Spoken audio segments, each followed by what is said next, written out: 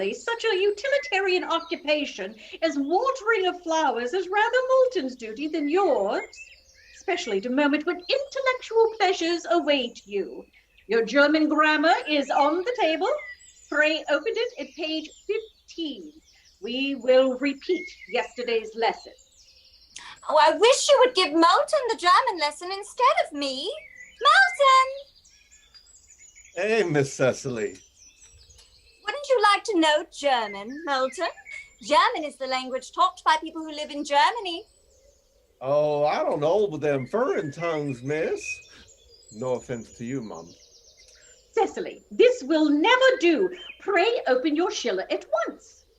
But I don't like German. It isn't at all a becoming language. I know perfectly well that I look quite plain after my German lesson. Oh, child, you know how anxious your guardian is that you should improve yourself in every way. He laid particular stress on your German as he was leaving for town yesterday. Indeed, he always lays stress on your German when he's leaving for town. Dear Uncle Jack is so very serious. Sometimes he's so serious that I think he cannot be quite well. Your guardian enjoys the best of health, and his gravity of demeanor is especially to be commended in one so comparatively young as he is. I know of no one who has a higher sense of duty and responsibility. I suppose that is why he often looks a little bored when we three are together. Oh, Cecily, I am surprised at you. Mr. Worthing has many troubles in his life. Idle merriment and triviality would be out of place in his conversation. Well, you must remember his constant anxiety about that unfortunate young man, his brother. I wish Uncle Jack would allow that unfortunate young man, his brother, to come down here sometimes. We might have a good influence over him. I'm sure you certainly would, Miss Prism. You know German and geology and things like that. Influence a man very much. I do not think that even I could produce an effect on a character that, according to his own brother's admission, is irretrievably weak and vacillating. Indeed, I am not sure that I would desire to reclaim him. I am not in favor of this modern mania for turning bad people into good people at a moment's notice. So a man sows, let him reap. But men don't sow, Miss Prism. And if they did, I don't see why they should be punished for it. There is a great deal too much punishment in the world. German is a punishment, certainly. There is far too much German. You told me so yesterday that Germany was overpopulated. Oh, that is no reason why you should be writing in your diary instead of translating William Tell. You must put away your diary, Cecily. I really don't see why you should be keeping a diary at all. I keep a diary in order to enter the wonderful secrets of my life. If I didn't write them down, I should probably forget them all. Memory, my dear Cecily, is the diary we all carry about with us. Yes, but it usually chronicles the things that have never happened and couldn't possibly have happened. I believe that memory is responsible for nearly all the 3-volume novels that Moody sends us. Do not speak slightingly of the 3-volume novel, Cecily. I wrote one myself in earlier days. Did you really, Miss Prism? Oh, how wonderfully clever you are. I hope it did not end happily. I don't like novels that end happily. They depress me very much. But the good ended happily and the bad unhappily. That is what fiction means. I suppose so, but it seems very unfair. And your novel, was it ever published? Oh, alas, no. The manuscript, unfortunately, was abandoned. Oh, I use the word in the sense of lost or mislaid. To your work, child. These speculations are profitless. Oh, but I see Dr. Chasuble coming up through the garden. Oh, Dr. Chasuble, this is indeed a pleasure. And how are we this morning? Miss Prism, you are, I trust, well? Miss Prism has been complaining of a slight headache. I think it would do her so much good to have a short stroll with you through the park, Dr. Chasuble. Cecily, I have not mentioned anything about a headache. No, dear Miss Prism, I know that, but I felt instinctively that you had a headache. Indeed, I was thinking about that and not about my German when the rector came in. Oh, I hope, Cecily, you are not inattentive. I'm afraid I am. Well, that is strange. Were I fortunate enough to be Miss Prism's pupil, I would hang on her lips. Oh, I spoke metaphorically. My metaphor was drawn from bees. Mr. Worthing, I suppose he has not returned from town yet? We do not expect him until Monday afternoon. Ah, yes. He usually likes to spend his Sundays in London. He's not one of those whose sole aim is enjoyment, but by all accounts, that unfortunate young man his brother seems to be. But I must not disturb Egeria and her pupil any longer. Egeria? But my name is Letitia, Doctor. A classical allusion merely, drawn from the pagan authors. I shall see you both no doubt at evensong. I think, dear Doctor, I will have a stroll with you. I find I have a headache after all, and a walk might do it good. With pleasure, Miss Prism, with pleasure. We might go as far as the schools and back. That would be delightful.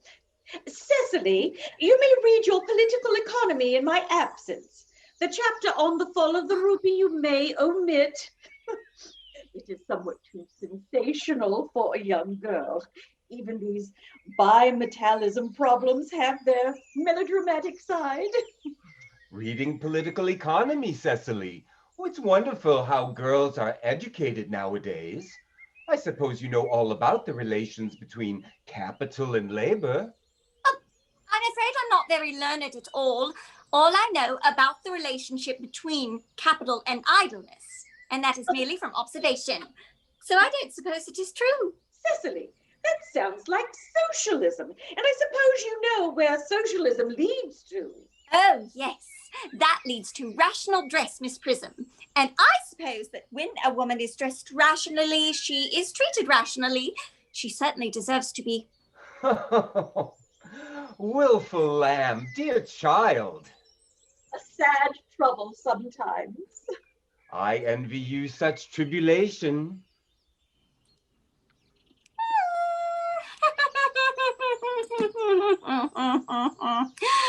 Horrible political economy, horrid geography, horrid German.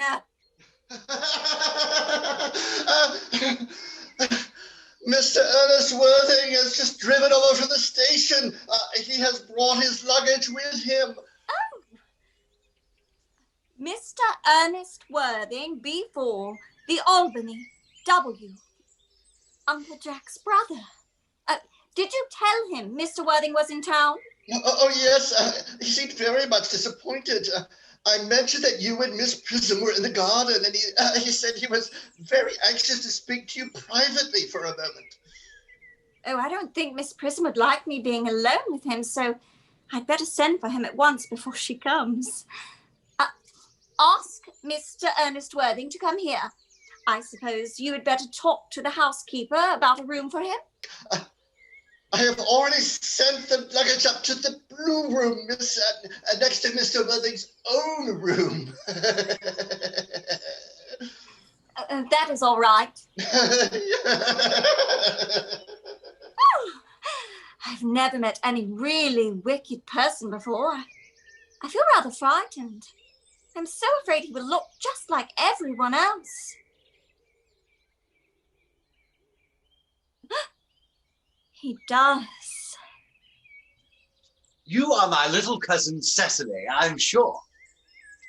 You are under some strange mistake. I am not little. In fact, I believe I'm more than usually tall for my age. But I am your cousin Cecily. You, I see from your card, are Uncle Jack's brother, my cousin Ernest. My wicked cousin Ernest. Oh, I am not really wicked at all, Cousin Cecily. You mustn't think I am wicked. If you are not, then you have certainly been deceiving us all in a very inexcusable manner. You've made Uncle Jack believe that you are very bad. I hope you've not been leading a double life, pretending to be wicked and being mainly good all the time. That would be hypocrisy. Oh, of course, I have been rather reckless. I'm glad to hear it. In fact, now that you mention it, I have been very bad in my own small way. I don't think you should be so proud of that, though I'm sure it must have been very pleasant. It is much pleasanter being here with you. I can't understand how you were here at all. Uncle Jack telegraphed you yesterday at the Albany that he would see you for the last time at 6 o'clock. He lets me read all the telegrams he sends you. I know some of them by heart. The fact is, I didn't get the telegram until it was too late. Then I missed him at the club, and the hall porter said that he thought he'd come down here, so of course I followed, as I knew he wanted to see me. He won't be back until Monday afternoon. Oh, that is a great disappointment. I'm obliged to go up by the first train on Monday morning. I have a business appointment that I'm anxious to miss. Couldn't you miss it anywhere but in London? No, the appointment is in London. Well, I know, of course, how important it is not to keep a business engagement if one wants to retain any sense of beauty of life, but still, I think you had better wait until Uncle Jack arrives. I know he wants to speak to you about your immigrating. About my what? You're immigrating. He's gone up to buy your outfit. I certainly wouldn't let Jack buy my outfit. He has no taste in neckties at all. I don't think you will require neckties. Uncle Jack is sending you to Australia. Australia? I'd sooner die. Well, he said at dinner on Wednesday night that you would have to choose between this world, the next world, and Australia. Oh, well, the accounts I have received of Australia and the next world are not particularly encouraging. This world is good enough for me, Cousin Cecily. Yes, but are you good enough for it? I'm afraid I'm not that. That is why I want you to reform me. You might make it your mission, if you don't mind, Cousin Cecily. How dare you suggest I have a mission? I beg your pardon, but I thought every woman had a mission of some kind nowadays. Every female has, no woman. Besides, I have no time to reform you this afternoon. Well, would you mind my reforming myself this afternoon? I think it's rather quixotic of you, but I think you should try. Oh, I will. I feel better already. You are looking a little worse. That is because I'm hungry. Thoughtless of me, I should have remembered that when one is going to lead an entirely new life, one requires regular unwholesome meals. Miss Prism and I lunch at 2 off some roast mutton. Oh, I fear that would be far too rich for me. Uncle Jack, whose health has been sadly undermined by the late hours you keep in town, has been ordered by his London doctor to have pâté de foie gras sandwiches and 1889 champagne at 12. I don't know if such invalid fare would suit you. Oh, I would be quite content with 89 champagne. I'm glad to see you have such simple taste. This is the dining room. Thank you. Might I have a buttonhole first? I never have an appetite until I have my buttonhole. A marché bien? No, I'd sooner a pink rose. Why? Because you are like a pink rose, Cousin Cecily. I don't think it can be right for you to talk to me like that. Miss Prism never says such things to me. This Prism is a short-sighted old lady. You are the prettiest girl I ever saw. Miss Prism says all good looks are a snare. They are a snare that every sensible man would like to be caught in. Oh, I don't think I would care to catch a sensible man. I shouldn't know what to talk to him about.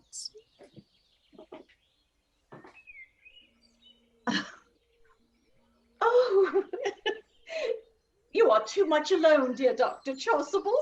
You should get married. A misanthrope I can understand. A womanthrope, never. Oh, believe me, I do not deserve so neologistic a phrase. The precept as well as the practice of the primitive church was distinctly against matrimony. Well, that is obviously the reason why the primitive church has not lasted up to the present day. And you do not seem to realize, dear doctor, that by persistently remaining single, a man converts himself into a permanent public temptation. Men should be more careful. This very celibacy leads weaker vessels astray. But is a man not equally attractive when married? No man is ever attractive except to his wife. And often, I've been told, not even to her. Well, that depends on the intellectual sympathies of the woman. Maturity can always be depended on. Ripeness can be trusted. Young women are green. Oh, I spoke horticulturally, of course. My metaphor was drawn from fruit. But where is Cecily? Perhaps she followed us to the schools. Oh, Mr. Worthing. Oh, Mr. Worthing. Well, this is indeed a surprise. We did not look for you till Monday afternoon. I have returned sooner than I expected. Dr. Chasuble, I hope you are well. Oh, my dear Mr. Worthing, I trust this garb of woe does not betoken some terrible calamity. My brother. Oh, more shameful debts and extravagance. Still leading his life of pleasure. Dead. Your brother Ernest, dead? Quite dead. Well, what a lesson for him. I trust he will profit by it. Death is the inheritance of us all, Miss Prism, nor should we look on it as special judgment, but rather a general providence. Life were incomplete without it. Mr. Worthing, I offer you my sincerest condolence. You have at least the consolation of knowing that you were always the most generous and forgiving of brothers. Poor Ernest. He had many faults, but it is a sad, sad blow. Very sad indeed. Were you with him at the end? No, he died abroad. In Paris, in fact. I had a telegram last night from the manager of the Grand Hotel. Was the cause of death mentioned? A severe chill, it seems. As a man sows, so let him reap. Charity, dear Miss Prism, charity. None of us are perfect. I myself am particularly susceptible to a draught. Will the interment take place here? No, he seems to have expressed a desire to be buried in Paris. Oh, in Paris? I fear that hardly points to a very serious state of mind at the last. You would no doubt wish me to make some slight allusion to this tragic domestic affliction next Sunday. My sermon on the meaning of the manna in the wilderness can be adapted to almost any occasion, joyful or, as in the present case, distressing. I have preached it at harvest celebrations, christenings, confirmations, on days of humiliation, and festal days. Well, the last time I delivered it was in the cathedral as a charity sermon on behalf of the Society for the Prevention of Discontent among the Upper Orders. The bishop who was present was very much struck by some of the analogies that I drew. Ah, that reminds me. You mentioned christenings, I think. Dr. Chasuble, I suppose you know how to christen all right. I mean, of course, you are continually christening, aren't you? It is, I regret to say, one of the rector's most constant duties in this parish. I've often spoken to the poorer classes on the subject, but they don't seem to know what thrift is. Well, the church rejects no babe, Miss Prism. In every child there is the making of a saint. But is there any particular infant in whom you are interested, Mr. Worthing? Your brother was, I believe, unmarried, was he not? Oh, yes. People who live entirely for pleasure usually are. But it is not for any child, dear doctor. I am very fond of children, but no, the fact is, I would like to be christened myself this afternoon if you haven't anything better to do. But surely, Mr. Worthing, you have been christened already. I don't remember anything about it. But have you any grave doubts on the subject? I have the gravest doubts. There are circumstances, unnecessary to mention at present, connected with my birth and early life that make me think I was a good deal neglected. I certainly wasn't properly looked after at any rate. Of course, I don't know if the thing would bother you in any way, or if you think I am a little too old now. Oh, I am by no means a bigoted pedobaptist. The sprinkling and indeed the immersion of adults was a common practice of the primitive church. Immersion? You don't mean to say that I'm going to be No. You need have no apprehensions. Sprinkling is all that is necessary or indeed advisable. Our weather is so changeable. At what hour would you wish the ceremony performed? Oh, I might trot by round 5 if that suits you. Perfectly. In fact, I have 2 similar ceremonies to perform at that very time. A case of twins that occurred recently in one of the outlying cottages on your own estate. Poor Jenkins the carter, a most hard-working man. Oh, I don't see much fun in being christened along with other babies. It would be childish. Would 5:30 do? Oh, admirably.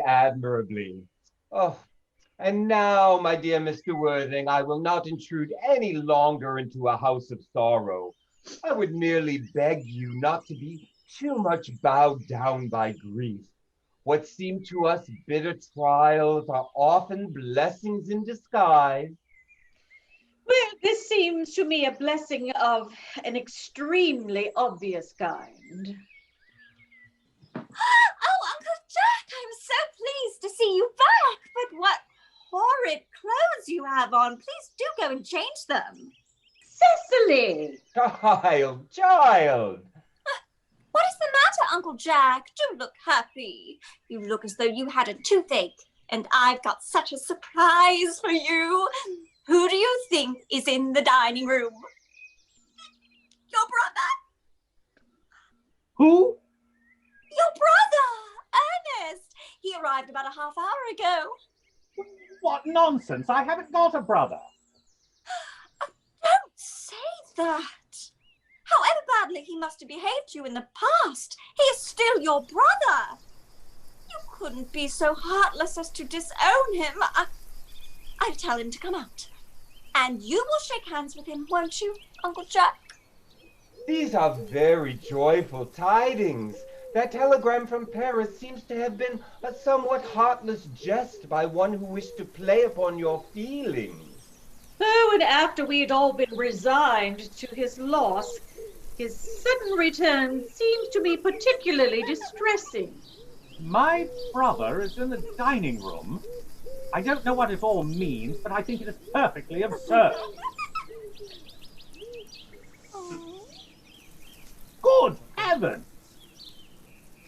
Brother John, I have come from town to tell you that I am very sorry for all the trouble I have given you, and that I intend to lead a better life in the future.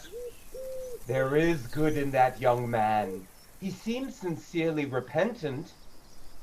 These sudden conversions do not please me. They belong to dissent. They savor of the laxity of the nonconformist. Uncle Jack, are you going to refuse your own brother's hand? Nothing will induce me to take his hand. I think his coming down here disgraceful. He knows perfectly well why. Young man, you've had a very narrow escape of your life. I hope it will be a warning to you. We were mourning your demise when you entered. Yes, I see Jack has got a new suit of clothes. They don't fit him properly. The tie is all wrong.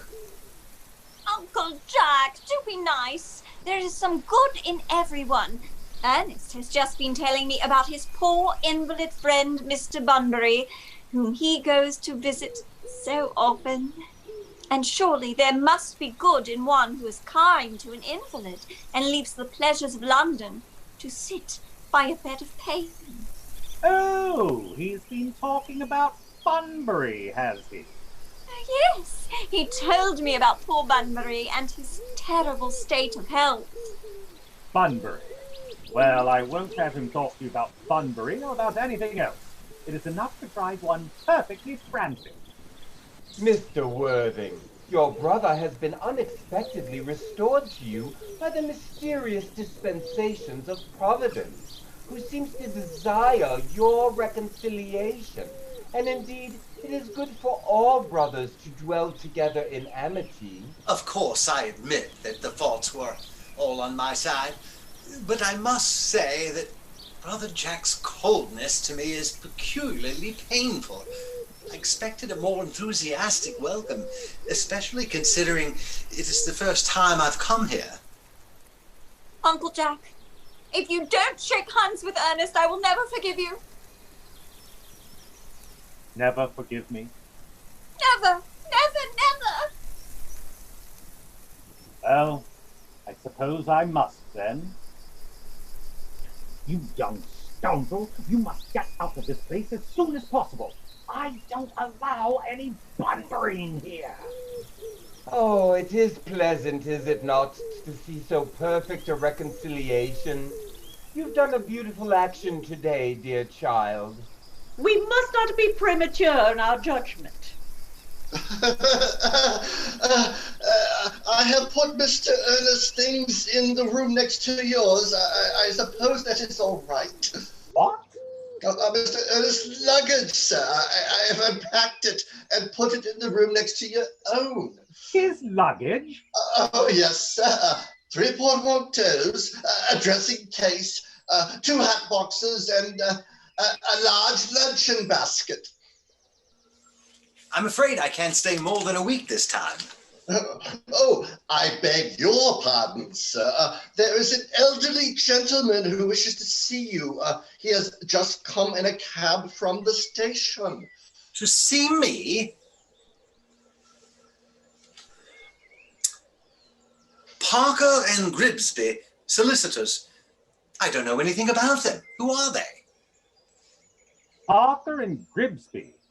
Wonder who they can be. I expect, Ernest, they have come about some business for your friend Bunbury. Perhaps Bunbury wants to make his will and wishes you to be an executor.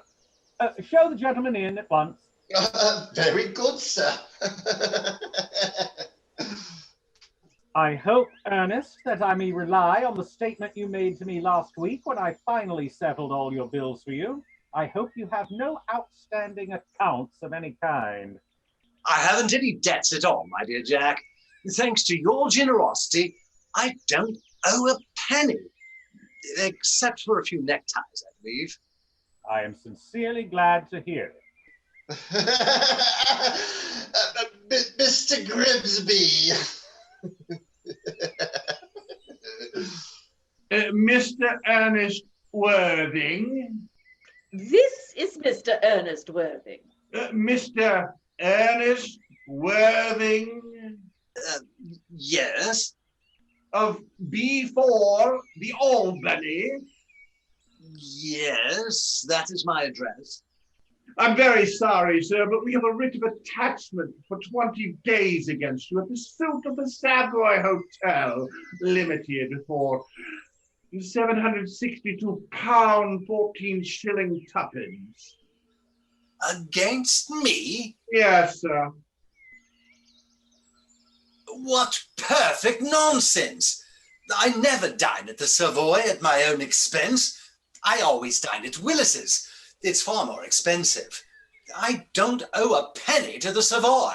The writ is marked as having been served against you personally at the Albany on May the 27th. Judgment was given in default against you on the 5th of June. And since then we have written to you no less than 15 times without receiving any reply. In the interest of our clients, we had no option but to obtain an order of committal for your person. Committal? What on earth do you mean by committal? I haven't the smallest intention of going away. I am staying here for a week. I'm staying with my brother. If you imagine I'm going up to town the moment I arrive here, you are extremely mistaken. I am merely a solicitor myself. I do not employ personal violence of any kind. The officer of the court whose function it is to seize the person of the debtor is waiting in the fly outside. He has considerable experience in these matters. That is why we always employ him. But no doubt you prefer to pay the bill. Pay it? How on earth am I going to pay it? You don't suppose I've got any money? How perfectly silly you are. A gentleman never has any money. In my experience is that it is usually relations that pay. Jack, you really must settle this bill. Kindly allow me to see the particular items, Mr. Grimsby.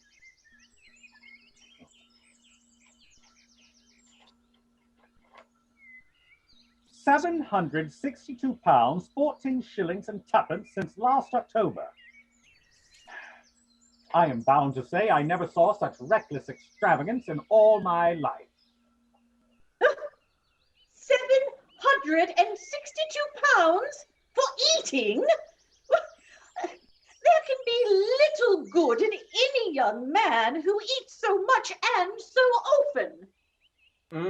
Yes, indeed, we are far from Wordsworth's plain living and high thinking. Now, Dr. Chasuble, do you consider that I am in any way called upon to pay this monstrous account for my brother? I am bound to say that I do not think so. It would be encouraging his profligacy. As a man sows, so let him reap. This proposed incarceration might be most salutary. It is regretted that it is only for 20 days. I am quite of your opinion. My dear fellow, how ridiculous you are! You know perfectly well that that bill is yours. Mine? Yes, you know it is. Mr. Worthing, if this is jest, it is out of place. It is gross effrontery, just what I expected of him. And it is ingratitude. I didn't expect that. Never mind what he says. This is the way he always goes on. You mean now to say that you are not Ernest Worthing, residing at B4 the Albany? I wonder, as you are at it, that you don't deny being my brother at all. Why don't you? Oh, I am not going to do that, my dear fellow. No. Oh, it would be absurd. Of course, I'm your brother. And that is why you should pay the bill for me. I will tell you quite candidly that I have not the smallest intention of doing anything of the kind. Dr. Chasuble, the worthy rector of this parish, and Miss Prism, in whose admirable and sound judgment I place great reliance, are both of the opinion that incarceration would do you a great deal of good. And I think so too. I'm very sorry to disturb this pleasant family meeting, but time presses. We have to be at Holloway no later than 4 o'clock. Otherwise, it is difficult to obtain admission. The rules are very strict. Holloway? It is at Holloway that detentions of this character take place always. Well, I'm really not going to be in prison in the suburbs for dining in the West End. The bill is for suppers, not dinners. I really don't care. All I say is that I'm not going to be imprisoned in the suburbs. The surroundings, I admit, are middle class, but the jail itself is fashionable and well aired, and there are ample opportunities for taking exercise at certain stated hours of the day. In the case of a medical certificate, which is always quite easy to obtain, the hours can be extended. Exercise? Good God! No gentleman ever takes exercise. You don't seem to know what a gentleman is. Oh, I have met so many of them, sir, and I'm afraid I don't. They are the most curious varieties of them, the result of cultivation, no doubt. Oh, you kindly come now, sir, if it will not be inconvenient for you. Jack! Pray be firm, Mr. Worthing. This is an occasion on which any weakness would be out of place. Well, it would be a form of self-deception. I am quite firm, and I don't know what weakness or deception of any kind is. Uncle Jack, I think you have a little money of mine, haven't you? Let me pay the bill. I wouldn't like your own brother to be in prison. Oh, I couldn't possibly let you pay it, Cecily. That would be absurd. Then you will, won't you? I think you would be quite sorry if you thought your own brother was shut up. Of course, I am quite disappointed with him. You won't speak to him again, Cecily, will you? Certainly not, unless, of course, he speaks to me first. And then it would be very rude not to answer him. Well, I'll take care he doesn't speak to you. I'll take care he doesn't speak to anybody in this house. The man should be cut. Mr. Grimsby? Yes, sir. I will pay this bill for my brother. It is the last bill I shall ever pay for him, too. How much is it? £762, 14 shillings tuppence. Oh, the cab will be 5 and 9 pence extra, hired for the convenience of the client. All right, all right. I must say that I think such generosity quite foolish. Oh, the heart has its wisdom as well as the head, Miss Prism. Payable to Parker and Grimsby, I suppose? Yes, sir. Kindly don't cross the check. Thank you. Good day. Good day. I hope I shall have the pleasure of seeing you again. I sincerely hope not. What ideas you have of the sort of society a gentleman wants to mix in. No gentleman ever wants to know a solicitor who wants to imprison one in the suburbs. Quite so. Quite so. By the way, Grimsby, you are not to go back to the station in that cab. That is my cab. It was taken for my convenience. You have got to walk to the station. And a very good thing, too. Solicitors don't walk nearly enough. I don't know any solicitor who takes sufficient exercise. As a rule, they sit in a stuffy office all day, neglecting their business. You can take the cab, Mr. Grimsby. Thank you, sir. The day is getting very sultry, isn't it, Dr. Chasuble? There does appear to be thunder in the air. The atmosphere requires to be cleared. Have you read the Times this morning, Mr. Worthing? There is a very interesting article on the growth of religious feeling among the laity. I am keeping it for after dinner. Luncheon is on the table, sir. That is good news. I am excessively hungry. But you have lunched already. Lunched already? Yes, Uncle Jack. He had some pâté de foie gras sandwiches and a small bottle of that champagne your doctor ordered for you. My 89 champagne? Oh, yes. I thought you would like him to have the same one as yourself. Oh, well, if he has lunched once, he can't be expected to lunch twice. It would be absurd. To partake of 2 luncheons in one day would not be liberty. It would be license. Even the pagan philosophers condemned excess in eating. Aristotle speaks of it with severity. He uses the same terms about it as he does about usury. Doctor, will you escort the ladies into luncheon? With pleasure.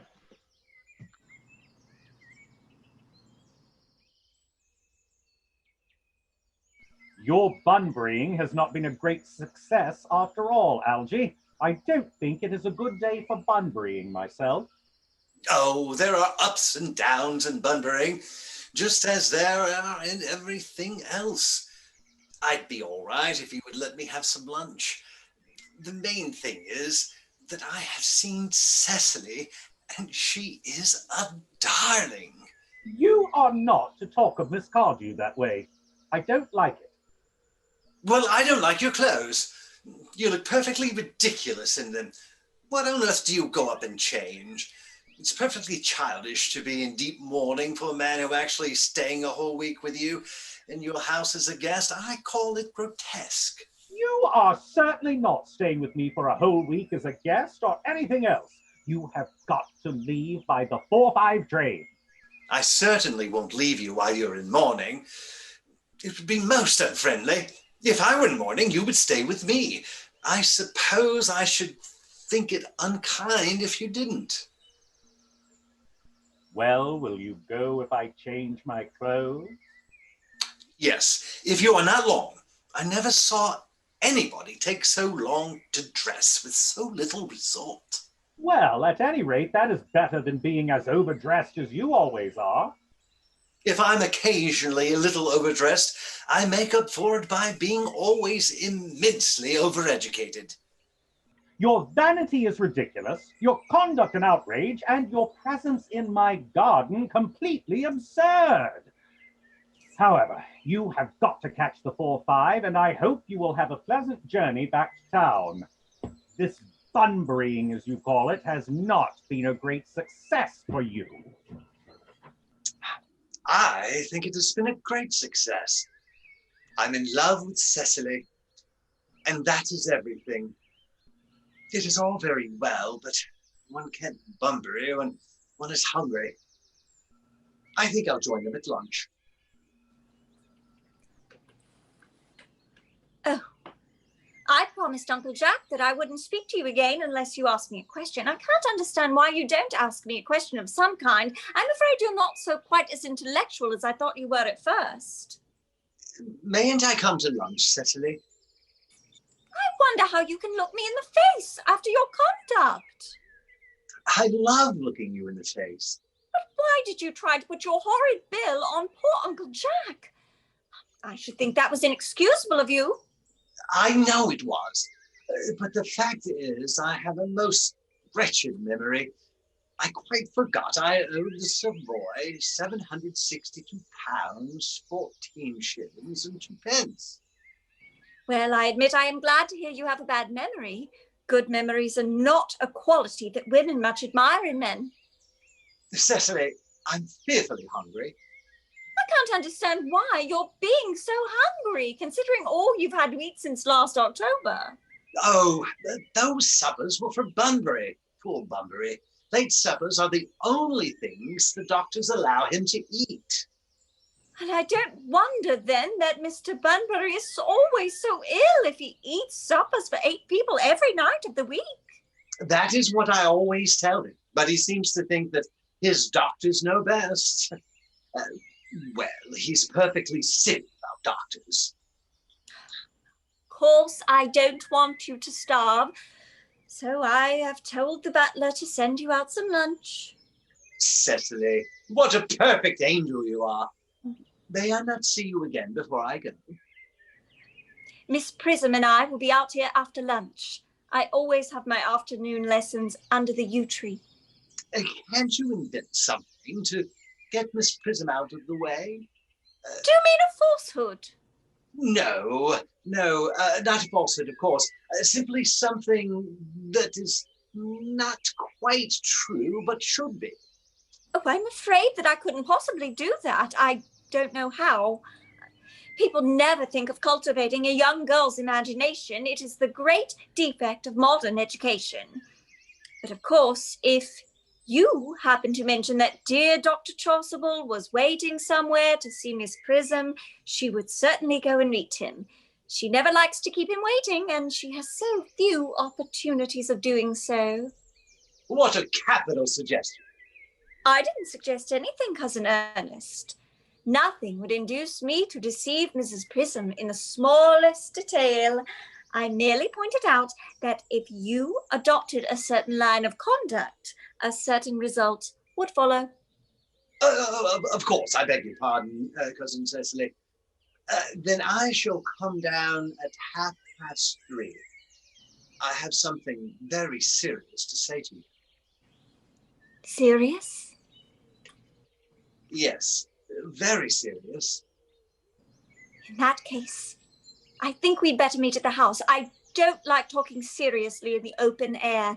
It looks so artificial. Then where shall we meet? The dog cart is at the door. You've got to go. Your place is by Bunbury. Cecily, don't you think, Cecily, that you had better return to Miss Prism and Dr. Chasuble? Yes, Uncle Jack.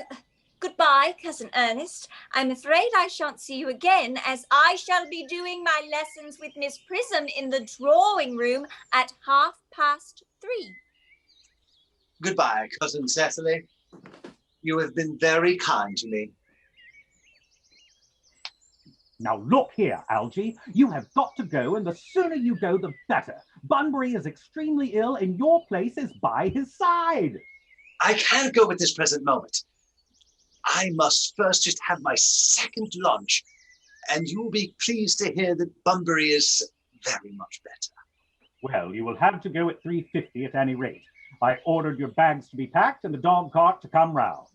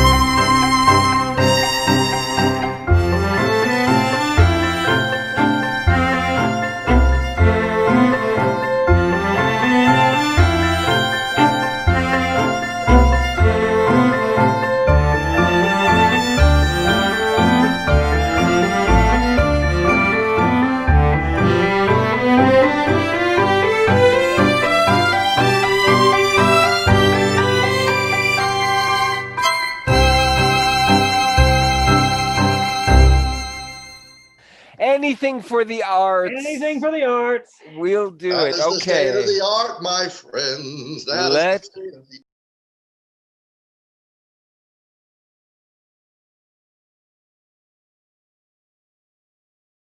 Payable to Parker and Gribsby, I suppose. Yes, sir. Kindly don't cross the check. Thank you. Good day. Good day. And there goes the porn star. Sorry. Give me 60 seconds. I shall. Almost made it. Yes, we must restore the mustache. Oh, yes. The mustache restoration is absolutely very good. The mustache makes the scene. Giving it CPR now, even as we speak. All I can think of is in Tootsie when he's like, you rewrote the scene without the necktie. With the necktie, you got something. With the mustache, you got something. There it is. We've got something here. We got it, baby. Yeah. We got it.